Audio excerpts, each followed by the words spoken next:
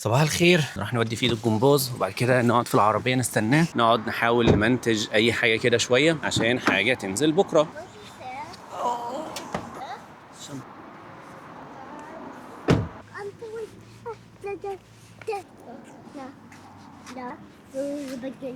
الجو النهارده حلو كده ومشمس. هي درجة الحرارة 5، مفيش هوا، فيعني درجة الحرارة 5 دي يعني 5، مش إن هي تبقى 5 بس في هوا فيقول لك فيلز لايك -5. بس للأسف عندي النهارده شغل فمش هلحق إن أنا أعمل أي حاجة. مضطر إن أنا بعد ما أخلص الجمباز مع فيدو نروح البيت، آكل أي حاجة بسرعة وأنام لي كده ساعة كده ولا حاجة قبل الشغل علشان نعرف نأدي كويس إن شاء الله. وهنا في الأشبال بتوعنا بيتدربوا كورة، وبيجي بقى في ناس بقى بتوع كشافة بقى وكده ويشوفوا العيال الكويسة وكده وياخدوهم. فالموضوع هنا الناس بتاخد الموضوع جد قوي يعني. دخلنا فيدو الجمباز جوه ودلوقتي بقى هقعد استناه في العربية. الحمد لله المرة دي جبت العدة بتاعتي واللابتوب وكل حاجة، فالواحد يرجع الكرسي ويقعد بقى ايه يشتغل شوية على الكمبيوتر كده براحته.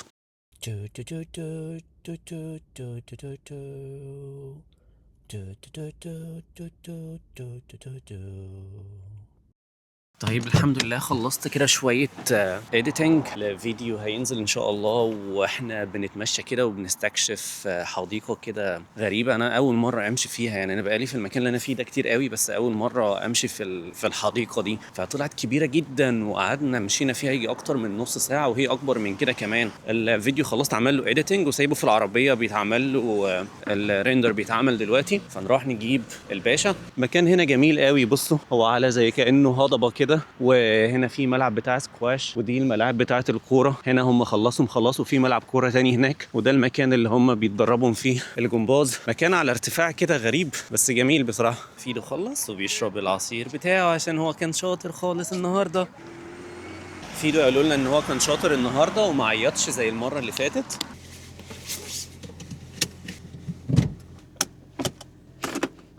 المكان ده كان مليان كله عربيات لحد اخره، لانه كان ملعبين الكوره كانوا مليانين عيال بيلعبوا فيه كوره، فكان المكان ده كله كان مليان. وكمان في كمان باركينج موجود فوق هنا كده كان مليان برضو خالص. ففي الجو ده العيال بتلعب مش عارف في درجه حراره 2 و3، بس انا بصراحه جربت يعني وقت ما الواحد بيبقى في حركه وبتاع فانت ما بتحسش يعني بدرجه الحراره كده زي ما تكون قاعد في البيت. فانا مثلا لابس بتاعي كده، هم العيال كانوا لابسين شورتات وزي الفل، كانش في عندهم اي مشكله. باي باي بابا. انتوا عارفين بقى مشكلة ان الجو يبقى كويس او يعني الشمس تبقى طالعة كده وما يبقاش فيه هوا جامد ومطرة والجو يبقى مغيم، انه بتلاقي دايما عربيات السرعة واقفة في كل حتة. عربيات السرعة اللي هي الرادار يعني، بس هنا الرادار بيبقى متحرك، بيبقى عربية كده بتقعد تتحرك كده. ممكن تلاقي مثلا كل مدينة مثلا عندها عربيتين 3 بتقعد تتمشى وتقعد ايه تلقط بقى الناس على الطريق. بقى الناس بقى الجو حلو فكله بقى والطريق بيبقى يعني كويس الى حد ما، الناس كلها بقى طايرة بقى في الطريق، يقعد بقى ايه يلقط الناس كل مخالفة بقى ايه بمبلغ حلو. اللي بقى اللي يتسحب بقى رخصته، اللي يدفع فلوس غرامة، اللي يضطر ان هو يروح ياخد كورس علشان ما يتخصمش منه نقط. وانا كنت واحد من الناس دول. ممكن ابقى احكي لكم بعد كده على موضوع النقط اللي اتحطت عليا في الرخصة دي وازاي قدرت ان انا اشيلها عشان كنت مخالف سرعة. طيب احنا جاهزين دلوقتي هنروح الشغل، لبسنا ونتجه للشغل بإذن الله. See you. No, no. باي باي يا بطل.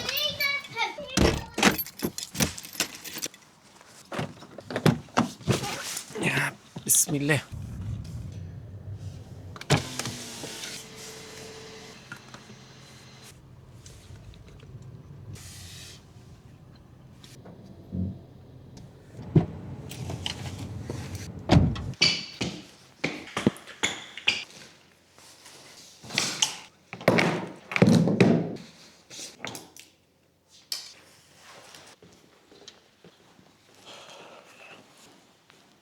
جماعة أنا ساعات بحس بالخجل إن أنا بكلمكم من الأوضة دي. أنتوا عارفين الأوضة دي أوضة إيه؟ دايما هتلاقوني كذا مرة بكلمكم من هنا، بس ودايما هبقى لابس جلوفز وبتاع. الأوضة دي اللي إحنا بنعمل فيها تحليل البول والحاجات دي، يعني دي المكنة بتاعة تحليل البول، وفي هنا واحدة تانية برضو. فإحنا بنعمل هنا الحاجات دي، إحنا اللي بنعمل عينات البول بنفسنا والحاجات دي وبرضو تحاليل الدم والكلام ده كله. فعامة يعني الساعة دلوقتي حوالي 7. بعمل عينة بول وعينة حمل برضو، منتظرهم يطلعوا على البتاع. بمجرد ما يخلصوا بروح اكمل شغلي كده ايه لحد الساعة 8، وبعد كده اخد البريك بتاعي. بيبقى فيه هنا شوية دوشة كده موجودة عشان هنا في زي مروحة كده موجودة فوق، علشان الأوضة دي برضو عينات البراز برضو، او مش البراز يعني، هنا ما بنعملش عينات براز، بس البراز بيبقى في الجهاز اللي هو الازرق اللي موجود هناك ده، فبيرموها فيه. فبس طبعا ده ما بيطلعش ريحة، ما بيعملش اي حاجة، وبياخد البتاع مش عارف بيوديها فين، هل في حاجة مثلا متصلة بيه ولا ايه، ما اعرفش يعني. طيب الساعة بقت 8 وحان وقت البريك والأكل.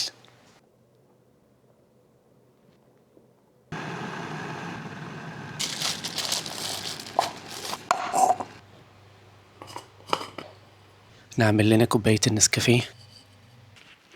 طيب احنا خلصنا ورايحين البيت.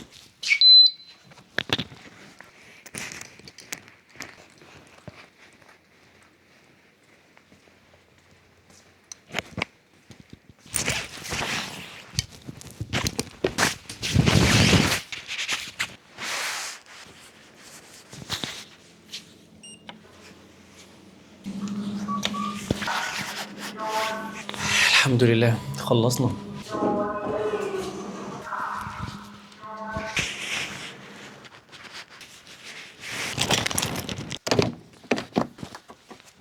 يعني أنا راكن في أضيق مكان في التاريخ. أنا راكن فعلا في مكان ضيق جدا عشان أطلع له أو أدخل له، بس هو ده اللي كان أقرب من الباب يعني. طيب الحمد لله اليوم خلص بسلام.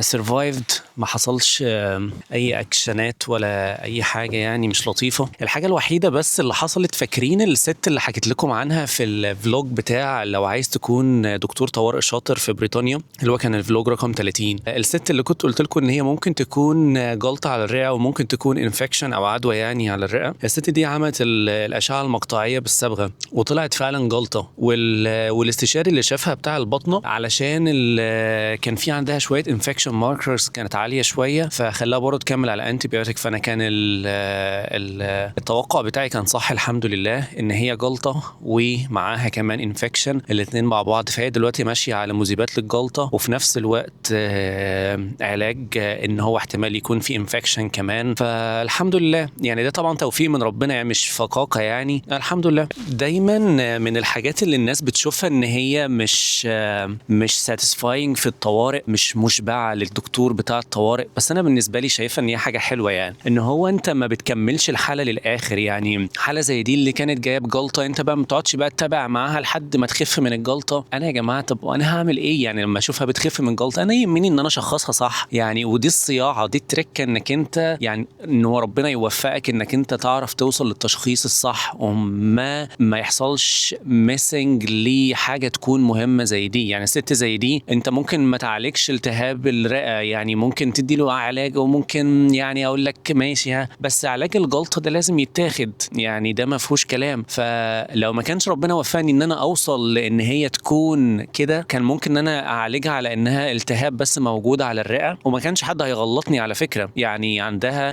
العلامات اللي بتدل ان في انفكشن او عدوى في الدم عاليه، هي ما عندهاش الاعراض بس هي عاليه، والجزء اللي هو اللي كان باين، الجزء الابيض اللي كان على الاشعه اللي كان باين في الرئه برضه، فيخليني ان انا اقول ان هي ممكن تكون التهاب على الرئه، وكنت هديها مضاد حيوي وخلاص، وما كانتش حسنت كان هتيجي تاني يعني، ما كانش برضه يعني اللي هتموت يعني، بس يعني فتوفيق من ربنا ان هو من الاول انت وصلت لحاجه صح يعني. فالحمد لله وصلنا البيت. فكنت بقول لكم بقى انه كتير قوي من الدكاترة بيشوفوا ان الطوارئ مش بتبقى satisfying ليهم، مش مشبعة، لانه مش بيتابع العيان لحد الاخر. ده دورك، انت بتعمل دورك في التشخيص، غيرك بيجي يكمل يأكد التشخيص او ينفيه ويكمل خطة العلاج بتاعتك. فانت مش لازم، احنا عندنا في مصر بنحب فكرة الوان مان شو، انت بتعمل كل حاجة في الحياة وانت الجهبذ والنبغة والبتاع، ما عندناش فكرة التيم وورك.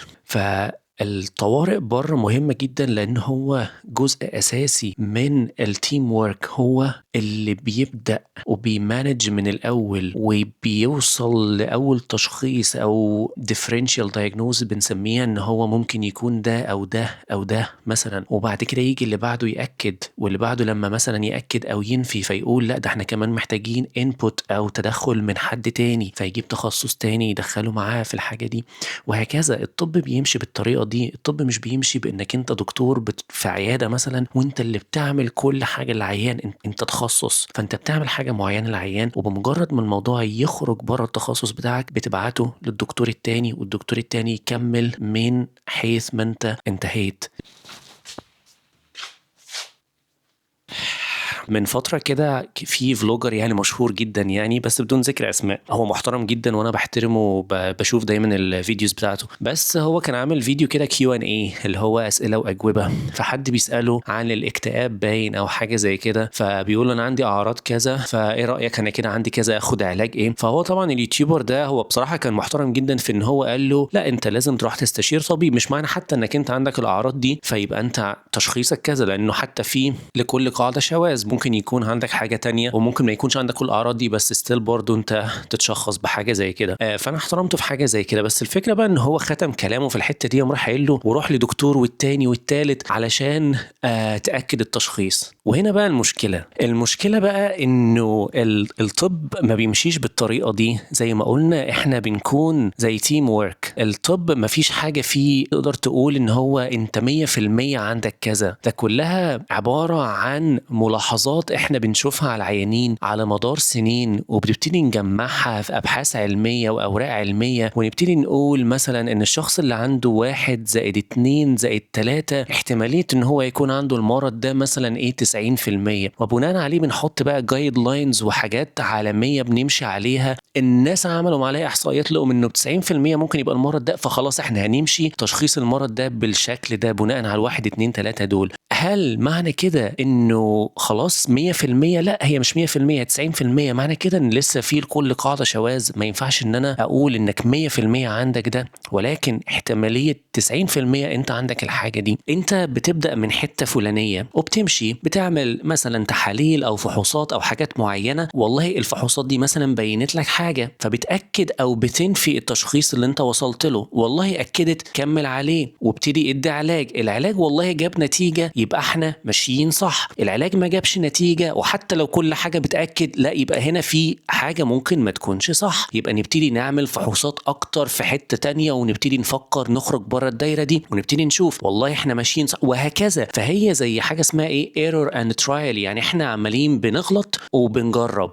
هتقول اصل ده حياة انسان، او حبيبي هو الطب اصلا اخترعوه كده، هو انت فكرك احنا اخترعنا القواعد العلمية دي كلها ازاي؟ ان احنا كنا بنجرب حاجة على البني ادم، نفعت بنكمل عليها، ما نفعتش نوقف وندي علاج تاني، وهكذا. كل الادوية اللي انت بتاخدها لحد النهاردة واللي هتاخدها لما حد ما يبقى عندك 80 ولا 90 سنة ربنا يديك طول العمر، كلها عبارة عن تجارب. الدكاترة او الباحثين او ايا كان هم قعدوا يجربوا من الادوية دي على الناس، واحد عنده الاعراض دي فنجرب له الدواء ده، نفع معاه يبقى نكمل نوسع البحث بتاعنا على عدد اكبر، وهكذا. الموضوع بيفضل ماشي بالطريقة دي. يعني احنا ما اتخلقناش عارفين المرض وعارفين العلاج، ده كلها حاجات احنا يعني يمكن 3/4 الامراض والادوية اللي احنا ماشيين عليها دي اكتشفناها في اخر مثلا قرن، يعني في اقل كمان من قرن، في اقل من 100 سنة. الحاجات دي ما كانتش موجودة قبل كده، فما فيش حاجة اسمها ان هو روح لدكتور والتاني والتالت. هو المشكلة ان احنا في مصر او في بلادنا بنضطر نعمل كده لانه احنا مش شغالين كتيم وورك، احنا مش شغالين انه واحد بيدي للتاني وبعد كده بيخلص عند عند هنا ويقوم راح مسلم لبعده وبنباصي لبعض. الموضوع ما بيمشيش كده في مصر. الموضوع انه بحس انه الدكتور اللي فاتح عياده هو عايز يستحوذ على العيان اكبر فتره ممكنه علشان يقدر ياخد منه فلوس اكبر فتره ممكنه، الا من رحم ربي طبعا. يعني في ناس ممكن تبقى كويسه ومحترمه ويجي يقول انا عند هنا وخلاص، انا ما اقدرش ان انا اعمل معاك حاجه. بس الموضوع ده بينبع عن ان هو انعدام الثقه ما بين العيان والدكتور، وده نتيجه لمشاكل حصلت على مدار سنين. يعني مش هقدر الوم فيها العيان لانه هو معذور، ومش هقدر الوم فيها الدكتور برضو لانه برضو معذور برضو في حاجه زي كده. هم دول بس الكلمتين اللي كنت عايز اقولهم النهارده. ولو انت وصلت لحد هنا ما تنساش تعمل لي لايك وسبسكرايب، ولو بتشوفني على الانستجرام ما تنساش تعمل لي فولو، واشوفكم بكره ان شاء الله في فلوج جديد. سلام.